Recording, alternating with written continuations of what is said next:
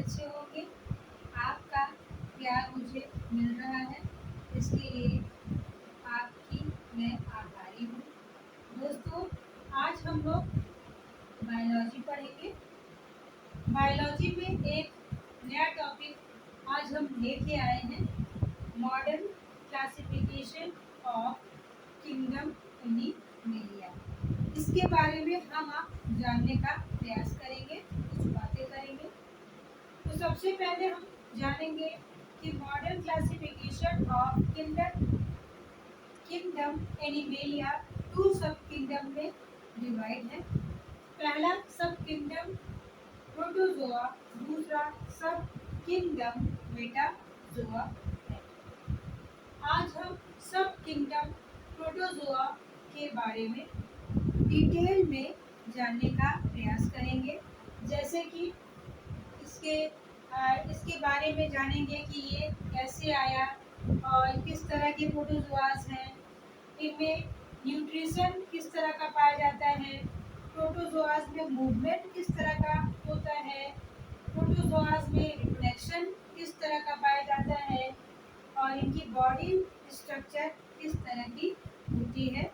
इन सब टॉपिक पे हम लोग पॉइंट वाइज डिस्कस करेंगे। तो दोस्तों, पहला पॉइंट है the word protozoa is combination of two words namely protos and zoas. तो जो हमारा ये प्रोटोजोआ वर्ड आया है, ये आया कहाँ से है, इसके बारे में भी हम आप जानने का प्रयास करेंगे। प्रोटोजोआ 2 वर्ड से बना हुआ है। पहला प्रोटोस, जिसका मीन्स होता है, ये ग्रीक वर्ड है जिसका मीन्स होता है फर्स्ट, और जोआस जिसका मीन्स होता है क्रिएचर और एनिमल। इसका मतलब ये हुआ कि जो सबसे पहले क्रिएचर या एनिमल आया उसको हमने नाम दिया प्रोटोजोआ। और प्रोटोजोआ ये ग्रीक वर्ड है और इसकी मीनिंग आपने देखा कि फर्स्ट क्रिएचर और एनिमल्स। तो प्रोटोजोआज मीन्स होता है फर्स्ट क्रिएचर और एनिमल्स। जो सबसे पहले वर्ड में आया उसको हमने कहा कि प्रारंभिक एनिमल या प्रथम एनिमल, और या फर्स्ट एनिमल या क्रिएचर का। नेक्स्ट पॉइंट है दोस्तों, the term protozoa was first used by German biologist Georg August Goldfuss in 1880। तो ये टर्म प्रोटोजोआ सबसे पहले किसने यूज किया था, तो हमारे जर्मन बायोलॉजिस्ट जिनका नाम जॉर्ज ऑगस्ट गोल्डके, और किस सन में किया उन्होंने, 1818 में किया, यानी कि 1818 में जर्मन बायोलॉजिस्ट जॉर्ज ऑगस्ट गोल्डके ने इस वर्ड की इसको सबसे पहले यूज किया, प्रोटोजोआ टर्म को सबसे पहले इस्तेमाल किया। Some organisms of the protozoa class are capable of photosynthesis, they are also called protophyta. तो प्रोटोजोआ के अंतर्गत सब ऑर्गेनिजम्स यानी कुछ ऑर्गेनिजम्स ऐसे होते हैं कि जो फोटोसिंथेसिस कर लेते हैं, यानी कि वो अपना भोजन स्वयं से बना लेते हैं। तो उनको हमने क्या कहा, प्रोटोफाइटा, दैट इज अर्ली प्लांट।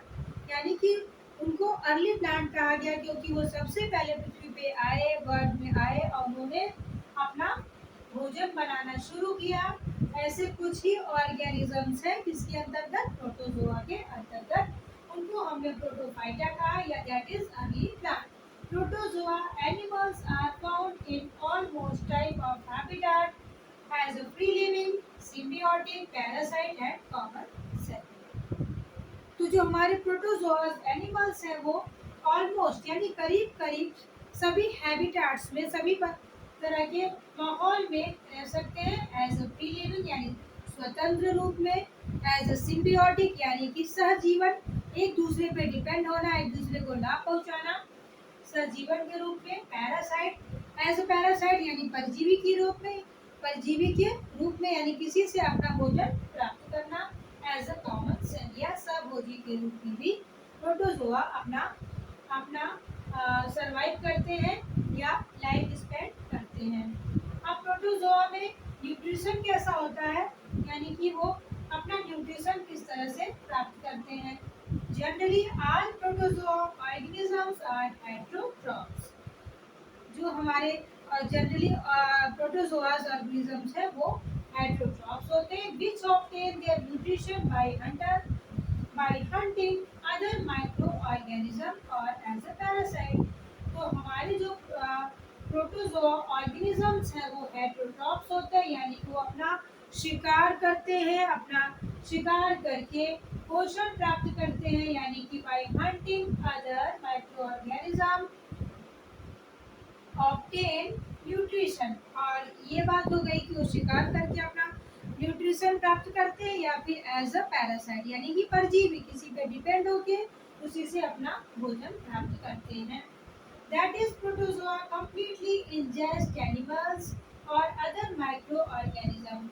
इस तरह के जो हमारे प्रोटोजोआस हैं वो क्या करते हैं, एनिमल्स को इंजेस्ट करते हैं यानी कि निगल जाते हैं, और consume their organic waste material, या तो कंज्यूम करते हैं, क्या करते हैं, कंज्यूम ऑर्गेनिक वेस्ट मटेरियल्स को वो कंज्यूम करते हैं, या फिर एनिमल्स को इंजेस्ट करते हैं यानी कि निगल जाते हैं। ये इनका कैरेक्टर है, किसका, हमारे प्रोटोजोआस जो है इसी तरह से अपना न्यूट्रिशन प्राप्त करते हैं। अब इनके मूवमेंट की बारी है कि प्रोटोजोआस में मूवमेंट किस तरह का होता है, इसके बारे में भी हम आप जानने का प्रयास करेंगे। प्रोटोजोआस organisms move with the help of thread-like structures called pseudopodia, flagella और cilia। तो जो हमारा प्रोटोजोआ है उसमें मूवमेंट किस तरह से होता है, वो कैसे गतिशील होता है, गमन कैसे होता है, ऐसे ऑर्गेनिज्म एक थ्रेड लाइक स्ट्रक्चर के माध्यम से मूव करते हैं, गति करते हैं, जिसको हम कहते हैं सीडोपोडिया, फ्लैजिला और सीलिया। अब हम देखेंगे प्रोटोजोआस में रिप्रोडक्शन किस तरह से होता है। In protozoa organism reproduction occurs both asexually and sexually. जो हमारा प्रोटोजोआ है उसमें रिप्रोडक्शन टू टाइप्स होते हैं, असेक्सुअल और sexual. The zygote formation in plasmodium, toxoplasma and apicomplexan etcetera. जो जाइगोट हमारा है प्लाज्मोडियम, जाइगोट फॉर्मेशन कहाँ होता है, प्लाज्मोडियम में होता है। And by contraction oocyst formation in sexual reproduction. और सेक्सुअल रिप्रोडक्शन में क्या फॉर्मेशन होता है, oocyst का निर्माण होता है सेक्सुअल रिप्रोडक्शन में।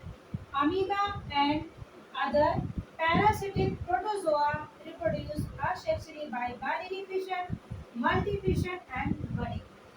तो अमीबा और जो अदर ऑर्गेनिज्म है उनमें असेक्सुअल रिप्रोडक्शन भी होता है, किसके माध्यम से होता है, बाइनरी फिशन, मल्टीफिशन एंड बडिंग के माध्यम से उनमें असेक्सुअल रिप्रोडक्शन पाया जाता है। दोस्तों अब बारी आती है कि हमारे प्रोटोजोआस के बॉडी स्ट्रक्चर किस तरह के होते हैं, तो आइए उस पर भी हम आप चर्चा कर लेते हैं।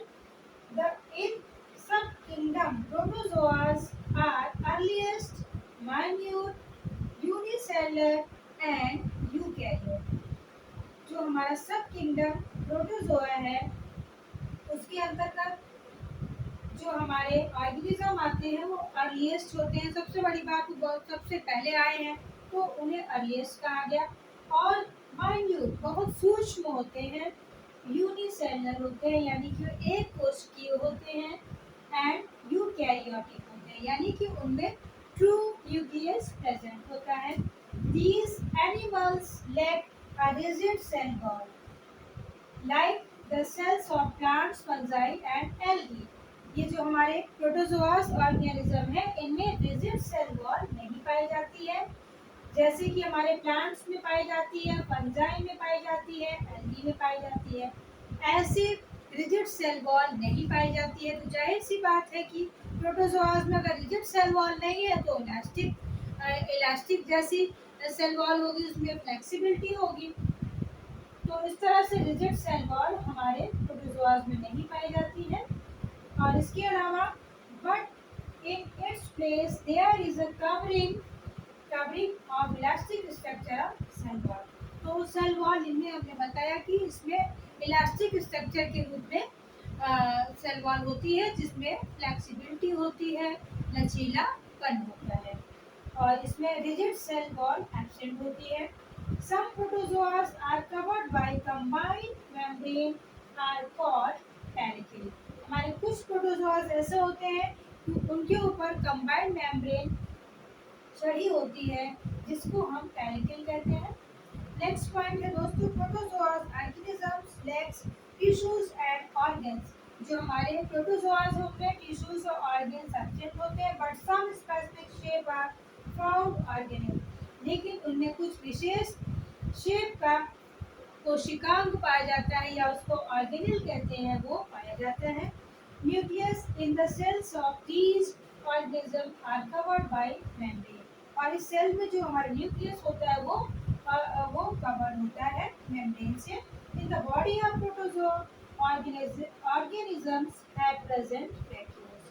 तो हमारा जो वो है प्रोटोजोआ है, उसके अंदर वैक्यूल प्रेजेंट होता है. That is very important parts of protozoas, amoebas जो भी है, इनका इम्पॉर्टेंट पार्ट क्या है? वैक्यूल्स. वैक्यूल्स क्या करते हैं? इनमें बैलेंसिंग पावर बहुत अच्छा होता है. ये जो बाहर के सब्सटेंस है और जो हमारा इनके बॉडी स्ट्रक्चर में वाटर एक्सेस हो जाता है, या बाहर के सब्सटेंस भीतर आते हैं बॉडी में और वो एक्सेस हो जाती है, तो वैक्यूल क्या करती है? वो वैक्यूल उनको बाहर पुशअप करती है, यानी कि इसमें बैलेंसिंग पावर होता है कि कोई चीज बॉडी में एक्सेस ना हो. Vacuole is a membrane-bound organelle which is found in all plants and fungi cells and some protist and animal cells. Enclosed compartments are located in the vacuole. इसमें हमारे वैक्यूल में एक इनक्लोज कंपार्टमेंट होता है, situate करता है vacuole में, जो कि पूरे तरल इन विच वाटर इज जो कि तरल युक्त पदार्थ से भरा होता है, in which water is full of biological, non-biological molecule and enzymes. तो जो enclosed compartment होता है वैक्यूल में, वो किससे भरा होता है? Biological, non biological molecules and enzyme से भरा होता है. These vacuoles are formed. अभी वैक्यूल्स बनते कैसे हैं दोस्तों? These vacuoles are formed by the joining of several micro brackets. दोस्तों ये ब्रैकेट्स है, BRACKETS, brackets with liquid known as vesicle. यानी जो हमारा वैक्यूल है वो कैसे फॉर्म होता है? बहुत से माइक्रो ब्रैकेट्स आपस में जुड़ जाते हैं और जुड़ जाते हैं तरल युक्त पदार्थ के साथ, और उसको बोलते हैं वेसिकल. और इस तरह से वैक्यूल बन जाती है, और वैक्यूल जो है बॉडी में अपना बैलेंसिंग पावर बना के रखती है. जो टॉक्सिक सब्सटेंस है उसको बाहर करती है, जो उसकी बॉडी के लिए नेसेसरी होता है उसको ले लेती है. इस तरह से वैक्यूल जो होता है वो that is most important part of amoeba और प्रोटोजोआस. इस तरह से दोस्तों आपने प्रोटोजोआ के कुछ पॉइंट्स को अच्छे से समझा होगा. दोस्तों इस वीडियो को एक बार अगर न समझ में आए तो दूसरी बार जरूर ध्यान से सुनिएगा. मैं छोटा लिखती हूँ ज़रूर, लेकिन मैंने पूरी कोशिश की है कि आप सभी को ये बातें समझ में आ जाए. आप लोग का बहुत बहुत